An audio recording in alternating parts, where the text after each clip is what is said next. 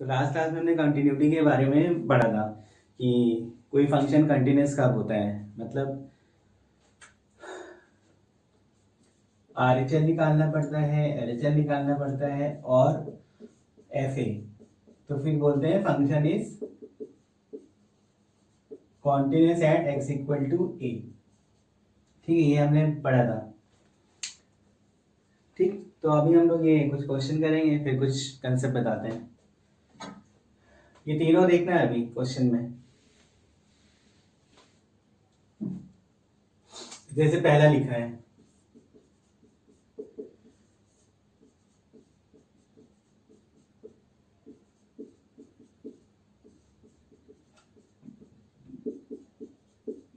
ये लिखा है। अच्छा, ऑब्जेक्टिव तरीके से तो हम लोग इसमें बहुत आराम से देख सकते हैं, है ना। अगर मान लो तुम्हारी यहाँ पे लेफ्ट साइड हमें देखना है 1 से छोटा या बराबर, तो 1 यहाँ रखोगे, लिमिटिंग कंडीशन है क्योंकि 1 माइनस एच और 1 प्लस एच देखते हैं। तो 1 रखने में कितना आ रहा है, 3 आ रहा है, मतलब 3 क्या होगी, LHL हो गई। यहाँ पे 1 से ज़्यादा रखोगे 1 प्लस एच, और एच टेंस टू 0 के लिए फिर 1 लिमिट, क्योंकि इंडिटरमिनेट फॉर्म तो है नहीं, सीधे डायरेक्ट लिमिट सब्स्टिट्यूट कर सकते हो। तो 1 प्लस 2 से 3 आ जाएगा। तो LHL भी 3 है, RHL भी 3 है, और इक्वल टू 1 इसी में है, तो इसी में वापस 1 रख सकते हो, क्योंकि F1 मतलब जहाँ पे 1 x के साथ इक्वालिटी में फंक्शन डिफाइन हो रहा है। तो F1 भी 3 है, यानी फंक्शन कॉन्टिन्यूस है 1 पे। अच्छा, 1 के अलावा और कोई पॉइंट नहीं बचता जिसपे हमें चेक करना चाहिए, क्योंकि 1 पे ही ब्रेक था। 0 से 1 में फंक्शन कॉन्टिन्यूस होगा, पॉलिनोमियल है, मतलब क्वाड्रेटिक है, ठीक है। और 1 से 2 में ये भी होगा, बस 1 पे ब्रेक हो रहा था तो 1 पे चेक कर लिया। अगर 1 पे कंटिन्यूटी आ गई तो फिर हम लोग क्या बोलेंगे, 0 से 2 पे फंक्शन कॉन्टिन्यूस है। लिखने वाले तरीके में हमको सॉल्व करना पड़ता है, मतलब जैसे बोर्ड में अगर कोई क्वेश्चन आएगा तो हमको लिखना पड़ेगा उसमें। तो RHL क्या बोला, कहाँ पे चेक कर, मतलब 1 पे चेक कर रहे हैं।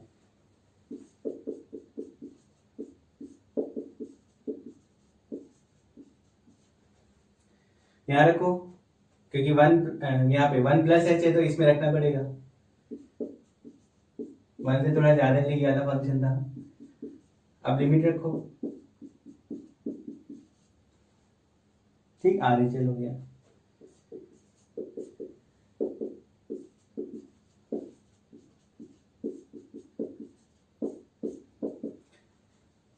LHL के लिए 1 से छोटे वाला फंक्शन कौन सा है, ये वाला है।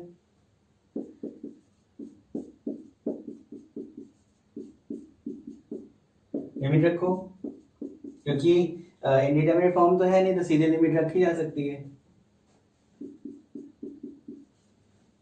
ठीक है, और F1 सीधे जहां पे इक्वालिटी है उसी में यहीं पे रख दोगे, यानी क्या हो गया, RHL इक्वल टू LHL। तो 1 पे कॉन्टिन्यूस आ गया, यानी फंक्शन इज कॉन्टिन्यूस इन 0 से 2। अब इसमें देखो, हमसे बोला नहीं गया था कि किस पे चेक करो, बस कंटिन्यूटी चेक करनी है पूरे फंक्शन के लिए। तो 0 से 2 में 1 पे ही ऐसा प्रॉब्लम थी, 1 के लिए हमने देख लिया। ठीक,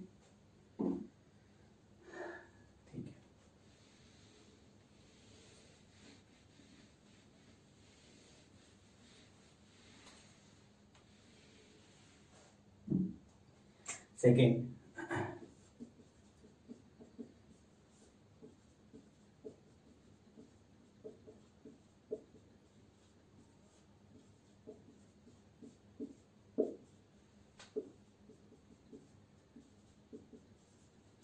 ये लिखा है।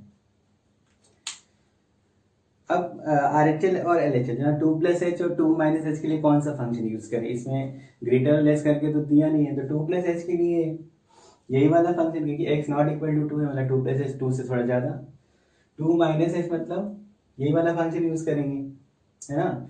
और x इक्वल टू 2 के लिए k है, तो क्या बोलेंगे, यहाँ पे हमें RHL के लिए भी यही यूज करना है, LHL के लिए भी यही यूज करना है, तो सीधे क्या निकालो, लिमिट।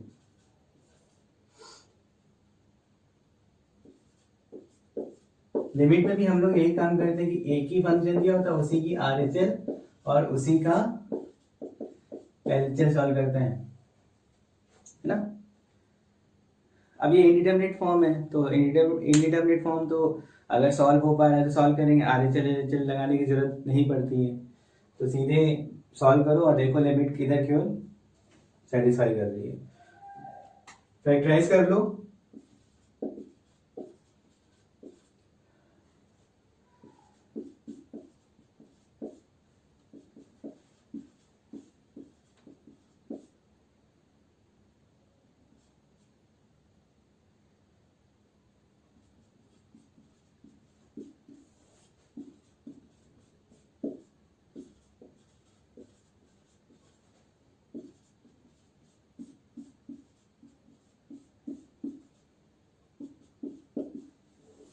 ये ऊपर का फैक्टर है,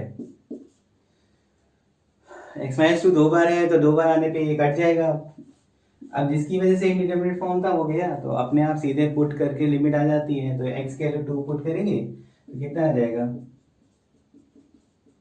अब ये आरएचएल एलएचएल निकाले तो भी 7 ही आता, क्योंकि जिसके 0 था वो कट गया है ना। तो सिर्फ यहाँ पे एक्स प्लस 5 बचा है, तो आरएचएल के लिए भी सीधे 2 प्लस एच प्लस 5 लिखते तो 7 आ जाता, और 2 माइनस एच प्लस 5 लिखते तो 7 आ जाता। अब यही क्या होना चाहिए, इसकी वैल्यू, क्योंकि function is continuous at x equal to 2 लिखा है, मतलब f2 की वैल्यू भी 7 होना चाहिए, और f2 की वैल्यू यहाँ क्या दी गई k, तो k की वैल्यू क्या हो गई 7 हो गई। ठीक है, आया समझ में, सिंपल है। मतलब आरएचएल एलएचएल देखना है, लिमिट सॉल्व करनी है, तो लिमिट हमने पढ़ाई है कि लिमिट अगर अच्छे से आती है तो फिर कॉन्टिन्यूटी में कोई प्रॉब्लम नहीं आएगी। या इधर ये वाला देखते हैं, एफ एक्स दिया है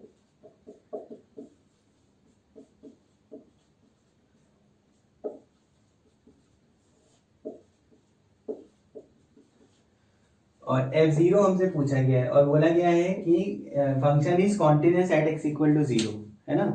तो हमको ये x नॉट इक्वल टू 0 था, तो लिमिट निकाल लो। मतलब एलएचएल आरएचएल अगर इंडिटरमिनेट फॉर्म है तो सॉल्व करेंगे हम लोग इस तरह से कि लिमिट आ जाए, और फिर वो लिमिट जो होगी वो f0 के इक्वल होनी चाहिए, क्योंकि कंटिन्यूटी होनी चाहिए 0 पे, तो हम लोग ये सॉल्व करेंगे।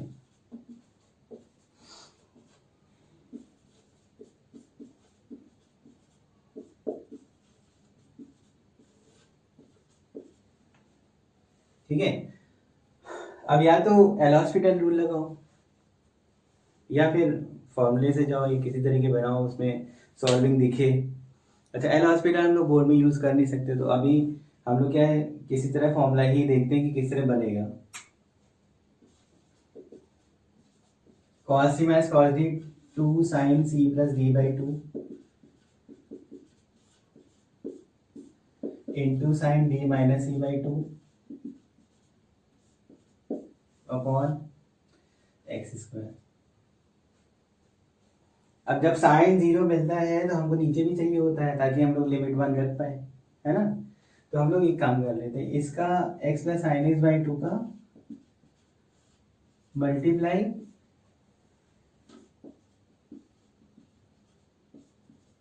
इसके लिए भी मल्टीप्लाई, और ये दोनों इधर भी लिख देंगे, मतलब ऐसे लिख सकते हैं, है ना। ये क्या हो गया 1, ये क्या हो गया 1,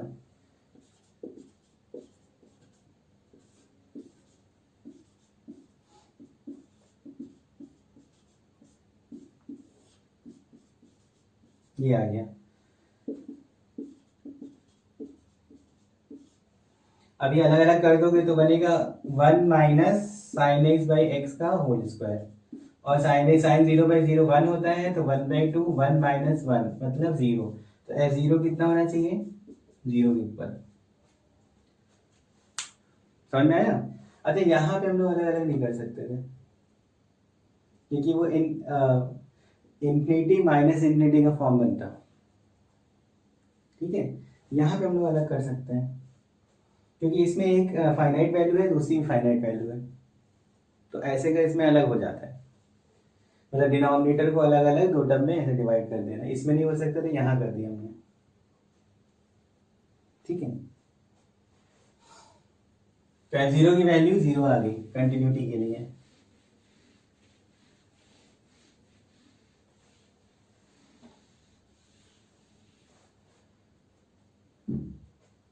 ग्रेटेस्ट इंटीजर, ग्रेटेस्ट इंटीजर, ये ग्रेटेस्ट इंटीजर का क्वेश्चन है। ग्रेटेस्ट इंटीजर हमेशा लिमिट लगने से पहले सॉल्व होता है। तो चलो हम लोग, इसमें पूछा गया कि सारे इंटीजर पे डिसकंटिन्यूअस है ओनली वन को छोड़ के, तो fx ये दिया है। हम लोग किसी जनरल पॉइंट पे निकालेंगे, मान लो x इक्वल टू a, और a क्या है, बिलोंग्स टू z है।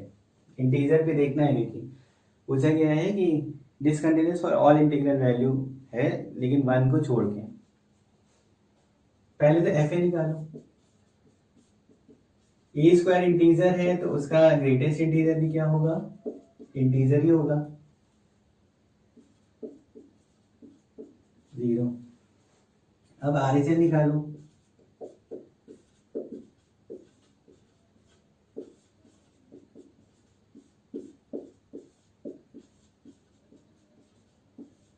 ये लिखा है, ठीक है। यहाँ पे क्या, अगर एच नहीं होता तो ए स्क्वायर था, एच की वजह से ए स्क्वायर से थोड़ा सा बड़ा नंबर है, जैसे मान लो 2 से थोड़ा बड़ा नंबर है तो ग्रेटेस्ट इंटीजर क्या होगा, 2 होगा। तो ऐसे क्या है, ए स्क्वायर से थोड़ा सा बड़ा नंबर है और ए स्क्वायर इंटीजर है, तो थोड़ा सा बड़ा नंबर है तो ग्रेटेस्ट इंटीजर क्या आ जाएगा यहाँ पे, ए स्क्वायर। ये ए से थोड़ा सा बड़ा है तो ग्रेटेस्ट इंटीजर क्या आएगा, ए, 0 आ गया, ठीक। एलएचएल,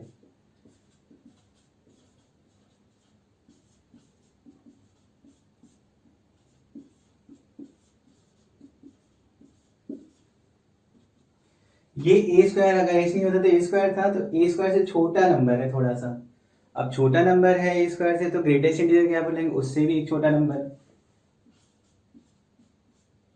ये क्या होगा, ए से थोड़ा छोटा तो a -1 लिखेंगे। इसको सॉल्व करोगे तो 1 -1 ए स्क्वायर कट जाएगा, 2a -1 आएगा, ठीक है, 2a -1 आ गया। अच्छा, तो पता है RHL 0 आ रहा था, FA 0 है, LHL की वैल्यू एक ही टर्म में आ रही है, यानी अगर वो 0 हो सकता है तो वो देखना पड़ेगा कब 0, तो कब 0 हो सकता है, ये 1 में, है ना। तो अगर हम लोग एट x इक्वल टू 1 करें तो LHL क्या आएगा, 0 आएगा। तो 1 के केस में तीनों वैल्यू सेम है, और अगर कोई और वैल्यू रखोगे तो ये फिर 0 नहीं आएगा। इसका मतलब function is discontinuous at every integer except 1। Prove हो गया, समझ में आया। अच्छा, ग्रेटेस्ट इंटीजर में थोड़ा और पढ़ते हैं हम लोग, ठीक। तो ग्रेटेस्ट इंटीजर जो होता है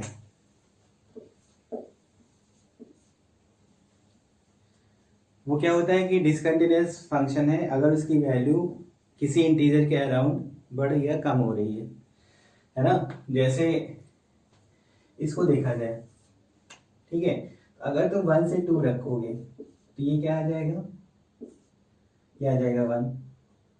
अगर तुम 0 से 1 रखोगे तो ये क्या आ जाएगा, 0 आ जाएगा। अभी देखो 1 से राइट साइड के लिए वैल्यू 1 है और 1 पे वैल्यू 1 है, 1 से लेफ्ट साइड के लिए वैल्यू क्या है, 0 है। जैसे इसका ग्राफ भी बनाओगे तुम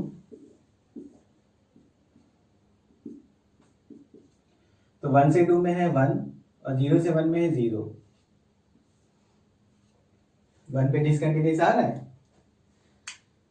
है ना। तो कभी कभी क्या होता है कि हम लोग को अभी क्या है कि इंटीजर देखना है, सही समझ में आया ना।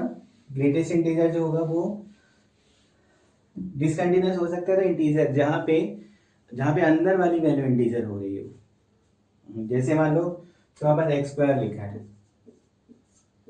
तो एक्स स्क्वायर में बोला जाए 0 से 1,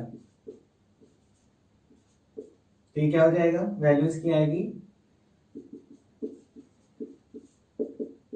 0 आएगी। अगर एक्स की वैल्यू बोली जाए 1 से √2, तो 1 से √2 मतलब एक्स स्क्वायर की वैल्यू क्या हो गई, 1 से 2 हो गई, और 1 से 2 हो गई तो ग्रेटेस्ट इंटीजर 1 हुआ। अब देखो 1 पे क्या हो गई, डिसकंटिन्यूटी हो गई। ऐसे √2 से √3 जाते तो ये 2 मिलता, क्योंकि एक्स स्क्वायर होता है 2 से 3, तो ग्रेटेस्ट इंटीजर आता है 2, तो √2 से √3 में वैल्यू 2 है जी, 1 से √2 में वैल्यू 1 है, तो √2 पे डिसकंटिन्यूटी। तो हम लोग को जो दिख रहा है, इसे लिख दें, जैसे ये लिखें तो हम लोग बोलेंगे इसकी वैल्यू 2 आएगी, क्योंकि एक्स स्क्वायर 2 से 3 है ना, तो √2 पे डिसकंटिन्यूटी। तो हमको बस ये देखना है कि अंदर वाली वैल्यू इंटीजर कब है, उन्हीं पॉइंट्स पे, अगर एक्स की वैल्यू निकालोगे तो उन्हीं पॉइंट्स पे डिसकंटिन्यूटी आ रही है, ठीक है।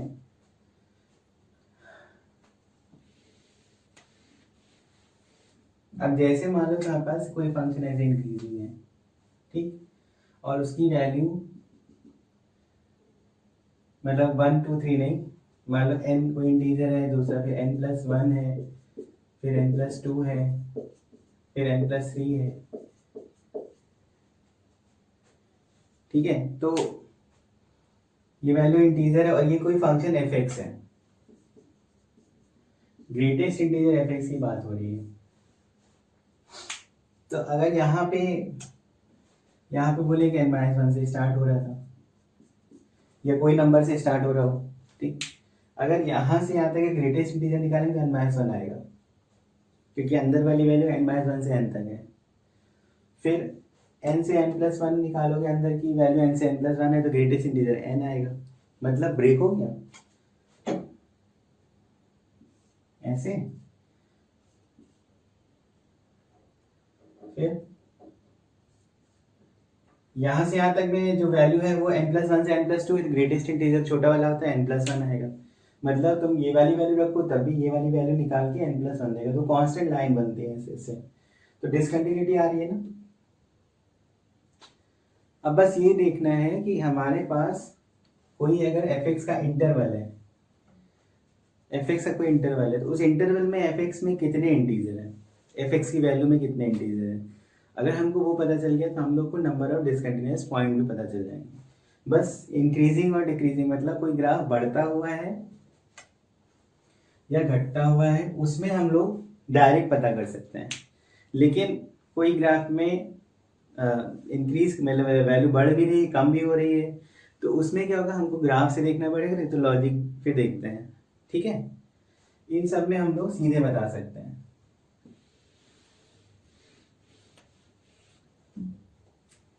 जैसे मान लो एक्स स्क्वायर लिखा था, ग्रेटेस्ट इंटीजर एक्स स्क्वायर, ठीक है, number of discontinuous points in 1 से लेके 4 तक,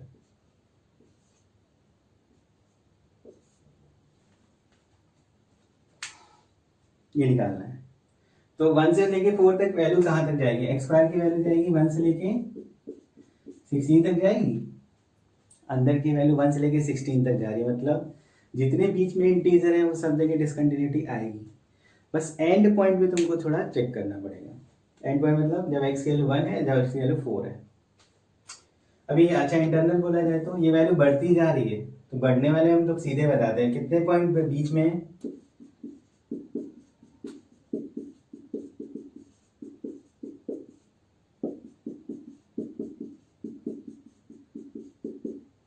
इतने पॉइंट बीच में एक्स स्क्वायर की वैल्यू।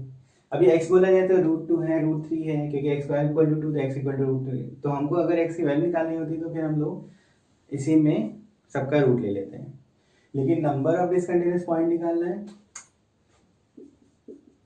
तो सिर्फ नंबर काउंट करो, कितने हुए हैं, 3 6 9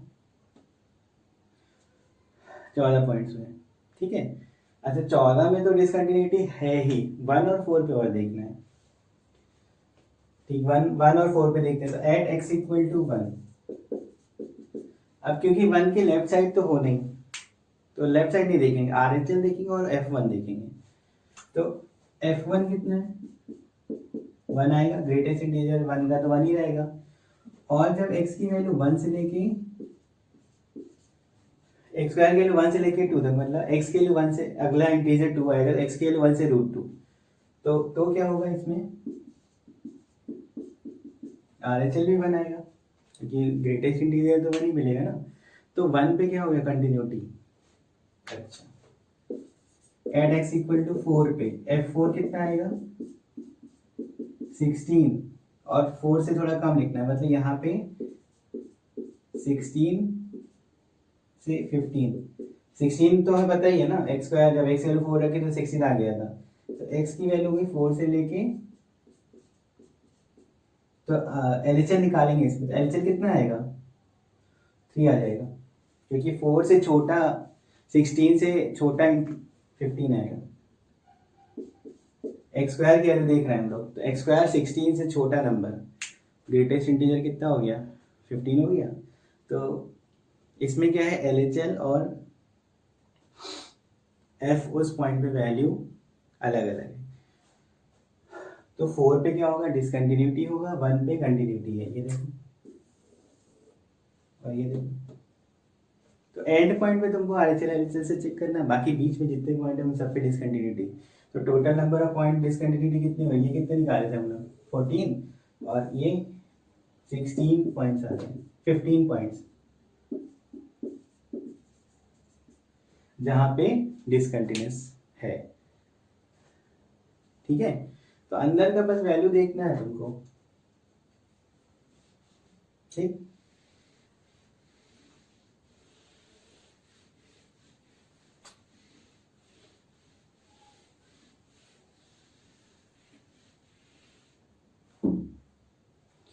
प्रॉब्लम वहां होगी जहां पे ग्राफ में इंक्रीज और डिक्रीज दोनों हो रहे हैं। ठीक है, इंक्रीज और डिक्रीज दोनों हो रहे हैं। तो जैसे मान लो हमने ग्राफ बनाया 4 sin x का, और ग्रेटेस्ट इंटीजर और x की वैल्यू लिखी 0 से पाई, नंबर ऑफ डिसकंटिन्यूअस पॉइंट चाहिए।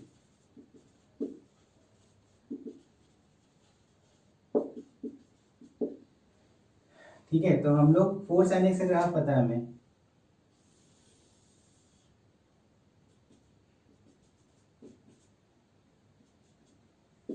ठीक, यहाँ पे देखो 1 2 3 और 4,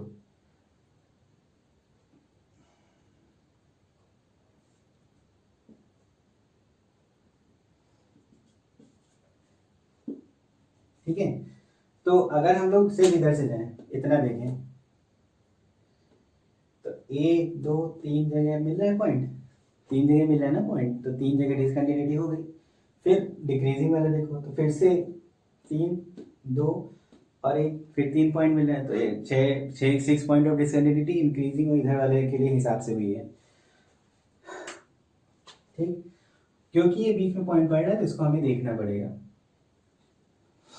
अगर हम लोग ग्राफ बनाना चाहें तो बना देते हैं, और नंबर ऑफ डिसकंटिन्यूअस पॉइंट पता चल जाएंगे। 0 से 1 में वैल्यू 0, 1 से 2 में वैल्यू 1, 2 से 3 में वैल्यू 2, 3 से 4 में वैल्यू 3, और जब π/2 रखोगे तो सीधे 4 आ जाएगा।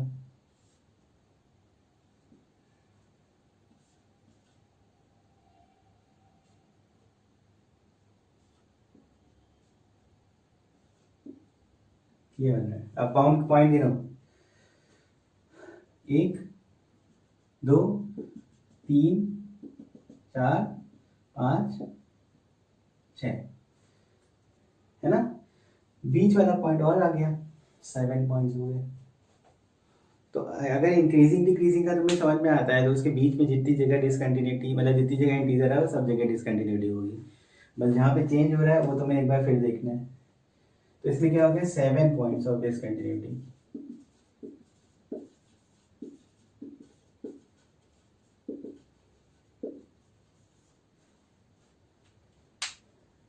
समझ में आया?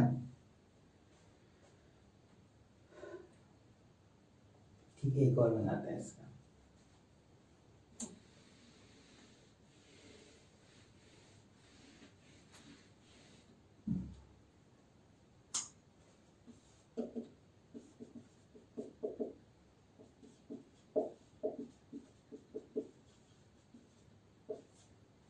ये है।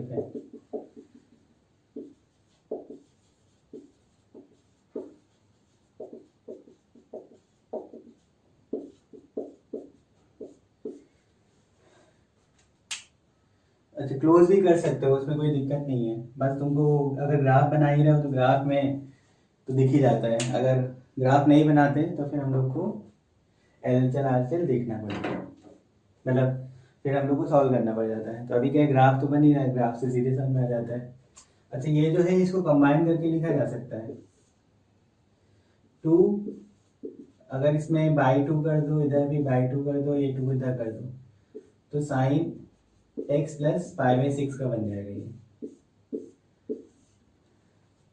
ठीक है, अभी sine x plus pi by 6 का ग्राफ हम लोग बना सकते हैं। लेफ्ट शिफ्ट हो जाता है पाई बाई 6 से, तो शिफ्ट करके लेफ्ट बना दो।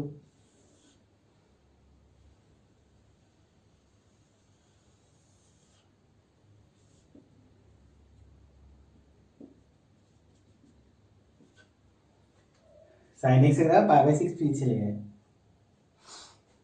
ये पॉइंट कितना है? अगर x के लिए 0 रखो तो आएगा 1, मैक्सिमम वैल्यू 2 तक जाएगी, मिनिमम -2 तक जाएगा। ठीक है,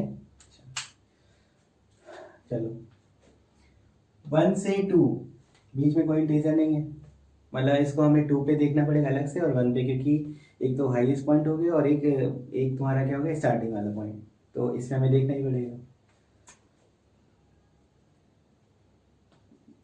2 से 0 के बीच में ये आ गया है ना, ये वाला पॉइंट आया ना इंटीजर वाला, तो यहाँ पे मतलब डिसकंटिन्यूटी होगी।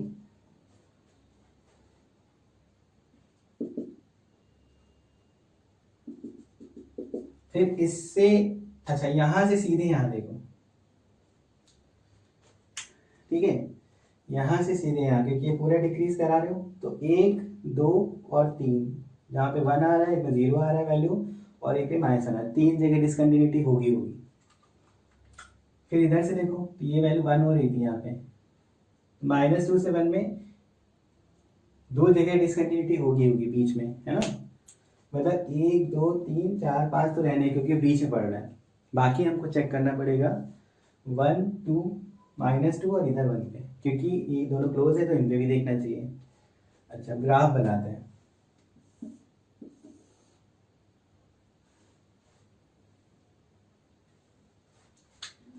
अगर 1 से 2 जाओगे तो वैल्यू मिलेगी 1, एग्जैक्टली 2 पे वैल्यू आएगी 2।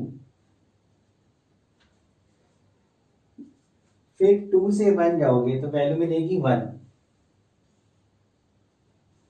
फिर 1 से 0 जाओगे, है ना, ये 1 से 0 वाला पार्ट है, तो इसमें वैल्यू आएगी इंटीजर वाली 0। फिर 0 से -1 में वैल्यू आएगी -1। फिर -1 से -2 में वैल्यू आएगी -2। -2 से -1 में वैल्यू आएगी -2। -1 से 0 में, ये -1 से 0 वाला पार्ट है, वैल्यू आएगी -1। फिर 0 से 1 में वैल्यू आएगी 0, और फिर 2 पाई पे वैल्यू 1। ये ग्राफ बन गया।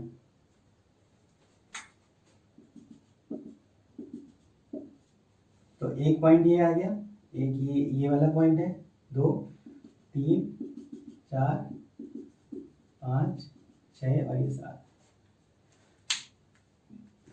5 तो हमने देख ही लिए थे ना, जो बीच वाले पॉइंट 1, 2 और ये 3, ये 3 पॉइंट डिसकंटिन्यूस होने ही थे। फिर इधर से एक और ये 2, ये वाले 2 पॉइंट है, ये तो होने ही होने हैं। बाकी हमने इस पे देखा, इस पे देखा और इस पे देखा। 1 पे देखो कंटिन्यूटी आ रही है, तो जहाँ पे तुम्हारा ऐसे हो रहा है वो पॉइंट देखना पड़ेगा, अगर वो इंटीजर है तो। ठीक, तो कितने हो गए, 1 2 3 4 5 6 7।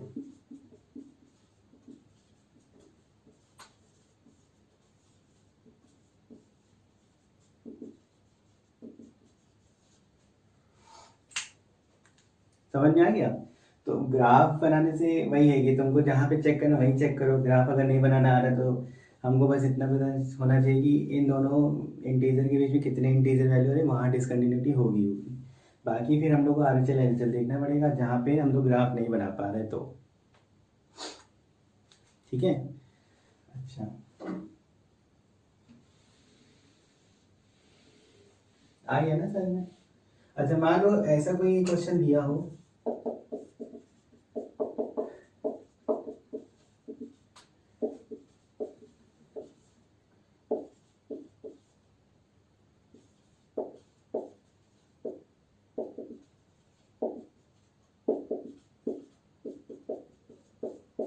1 से 2 में डिसकंटिन्यूटी बतानी है, कहाँ कितनी जगह पे आएगी।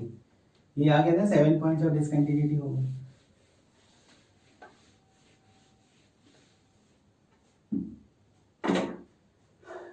तो अभी डिसकंटिन्यूटी किसकी वजह से होगी, ये तो कंटिन्यूस फंक्शन ये भी है, ये डिसकंटिन्यूस है। तो हमें पता है कि कंटिन्यूस प्लस डिसकंटिन्यूस डिसकंटिन्यूस होता है, लेकिन किसकी वजह से, डिसकंटिन्यूस फंक्शन की वजह से, है ना। पहला लेक्चर में ऐसा था, continuous plus discontinuous equal to discontinuous. तो इसके बारे में देख लो, 1 से 4 जाएगा, यानी एक्स स्क्वायर की अंदर वाली वैल्यू कितनी है,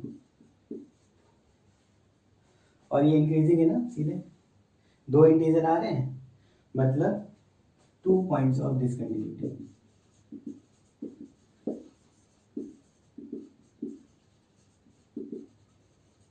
अगर x की वैल्यू बोली जाएगी तो एक √2 है और एक √3। ठीक है, अगर ये भी होता क्लोज तो फिर 1 और 2 पे हमको RHL से देखना पड़ता। जिसमें LHL जा सकते हैं उसी में जाएंगे, मतलब 1 अगर क्लोज होता तो 1 के LHL में नहीं जाते, तो हम लोग को RHL चाहिए होता और उस पॉइंट पे fx की वैल्यू। ठीक, समझ में आ गया इतना। ठीक है, तो असाइनमेंट इसका करना फिर।